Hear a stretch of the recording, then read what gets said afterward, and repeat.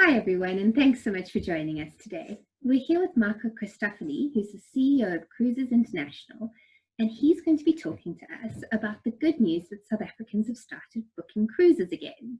Thanks so much for joining us today, Marco. Sarah, and thanks for having me. It's always nice chatting to you.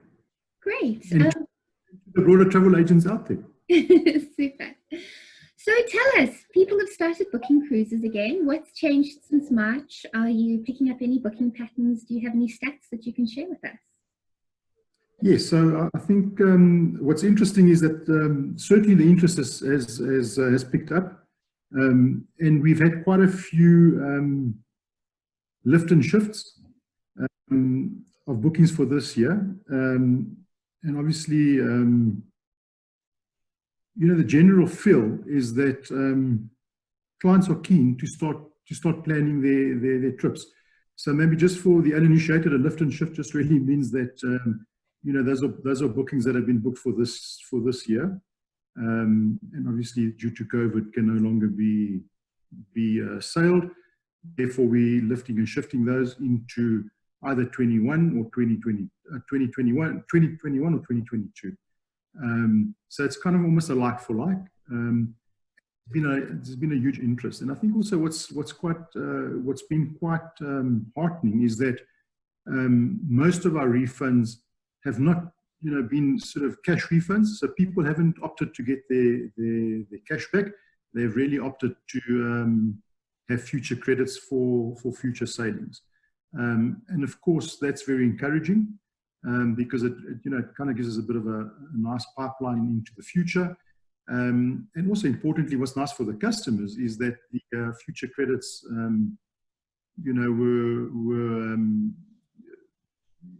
with 125% future credits. In other words, they paid 100% and they would get 125%. Wow. And it's quite a big value because, as you know, all our cruises are based in dollars. Mm-hmm. So, they were really nice opportunities for the customers, essentially. That's an excellent value benefit. Is that available on all of your cruise liners? Yes, wow. Most of them. Fantastic. And I think, Joanne, just broadly speaking, I think all this will obviously hinge on what the decisions are in terms of the protocols that are going to be announced by the cruise lines. And of course also the opening up of the borders, obviously in South Africa, but more importantly also globally. Mm. From a cruising perspective, it doesn't just help for the borders to open. It's obviously also the ports that the ships call on, and the countries they call on to be able to all be in sync, essentially. So it's quite complex, and it's going to be interesting to see. But all indications are that we are almost there. Protocols are, so from a Royal Caribbean perspective, we anticipate getting some of the protocols towards the end of this month. And it's been a long process deliberately, because what has happened is that Royal have with Norwegian Cruise Lines, which are two of the biggest cruise lines in the world. How can I explain it?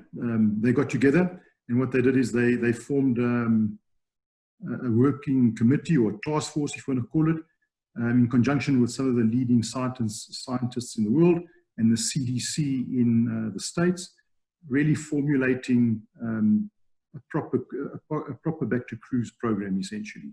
So when they do come back, customers will be the first priority in terms of health, etc. So it's been a deliberate process, but we're getting to the end of it. And of course, how that looks, we can't wait to share with everybody. We've had some snippets, but as I say, I don't want to share that right now. But it's all based on the fact that customers need to be looked after. They are the first priority, and obviously it will be a very different way of traveling. Purely from a social distancing perspective, no touch, no touch booking forms, all that sort of. So it will be very very high touch, online, etc., etc. So exciting things. Okay, well, you must let us know when those are ready to share with the viewers. So let's talk about the bookings that are coming in, maybe from a new booking perspective and also a lift and shift. When are South Africans comfortable rebooking? Are you seeing 2021 summer bookings coming through, or are people thinking of traveling earlier or later? When is confidence that people can travel again resuming? Yeah, so I think just so from a stats perspective, it's a little bit difficult to give you stats. But what we're seeing, the trend is, so 80% of our bookings really are for future bookings, and those are predominantly sort of for Q2 to Q4 next year, 2021, and then there's a fair amount of bookings which are coming in for 2022, sort of Q1. So it just depends on the itineraries and so the round. So for instance, a lot of the people that do the round the world cruising, most of those people have opted for 2022, and that's purely because some of the the cruise lines have are really not going to be sailing those round the world trips until Q3 next year or the year after. So that's necessitated that kind of, those sort of booking patterns. And then from a general interest perspective, of course, for us, the big focus is on Europe. So the Med. I think also what's exciting is that we've got 4 ships, all things being equal. We have 4 ships hitting our shores next year. And those will be the likes of Oceania, Azamara, Seabourn, and Crystal. So they all vary in different sizes, luxury, etc. But what's exciting is that they sort of obviously will be coming through on their itineraries. They will touch in Cape Town, and from there, what they do is they generally go up the East Coast, do a 7-night itinerary, and sort of come back to Cape Town. So to whet sort of South Africans' appetite, that's exciting news. We've seen from a trend perspective that people seem to be more comfortable booking closer to home, even sort of in Europe when things have reopened. So that's maybe quite a nice option. You don't have to fly all the way to the Caribbean. You've got a couple of options. Absolutely. In South Africa. You just got to get to Cape Town. Yeah, great. Okay, good. Yeah. So that's exciting. So obviously, and I'll share that once we get the confirmation of when those sailings are happening. Yes, so from a consumer point of view, it's quite exciting of what's to come. Lovely. Okay. So you've touched on the fact that Mediterranean European summer, that's normally your peak season. So that would be middle of 2021 coming up. But according to South African Tourism, and it's all very up in the air, we're hopeful for maybe an early 2021 reopening of South African borders. Do you have any promotions that could entice South African cruise customers onto a cruise before the summer season is open? Any Q1 2021 options that they can be looking at? Yes, so there are a number, as I say, mostly in the Mediterranean. And I can, what I can tell you is that the specials range anything from 25 to 30% less than what the normal rate would be. And that is for what you're getting. It's just incredible. So, the other thing you got to bear in mind that, and I always say this to people, that cruising may seem expensive, but really when you add it all up, it's probably one of the cheapest forms of traveling. And what I mean by that is, A, you know what you're spending. It's all inclusive. So once you've paid, you've paid. It's secured. The other thing is you pack once and you unpack once. And the beauty is you're not seeing one country, you're seeing many countries. So every night, you sort of overnight on the ship. In the morning, you're at the next port, next country. You do your thing, you enjoy the scenery and the sights, etc.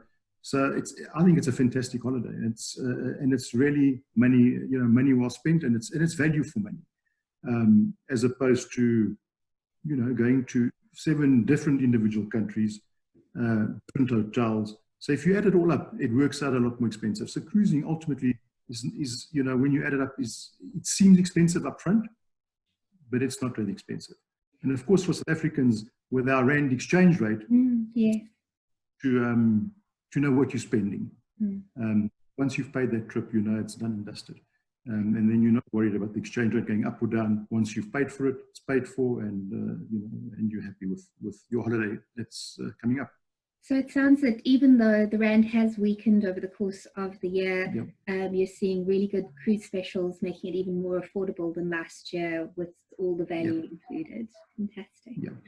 And I think that'll be initially. I think it's to get people going. Because those prices obviously won't then, I mean, it's not sustainable, obviously. But I think in the term, it's really to try and get people, give people confidence, essentially. Because I mean, we've got to be realistic. I think people are going to be scared. I mean, it's not easy just to get on a ship with, 2,000 odd people. Of course, people are going to have their worries and their angst. And I think initially it's really to try and get people to feel comfortable and safe, essentially. And I think what's also exciting, I mean, just to share with you, I mean, you would have probably read it in the papers, but you see that some of the cruise lines have already started sort of limited sailings in the Med, really to try and catch the end of summer, and on very limited sort of limited itineraries. So, for instance, you've got I think Costa Cruises who are sailing at the moment in the Med. They just do Italy just for the Italians, and I think it's really a way of getting people started and comfortable with cruising. So, of course, what we're doing from a royal perspective is we're watching this with a fine mirror, and we're waiting to see how it all happens. So that when we do start sailing, it's we've learned from the others, as it were. I think, although we're certainly for opening borders, it does give us a little bit of an advantage to sort of see what's happening with the reopening and absolutely. Marco, thank you so much for talking to us today. We really appreciate having you on the Travel News webcast, and have a lovely day. Thank you. Pleasure. Have a nice day. Bye-bye.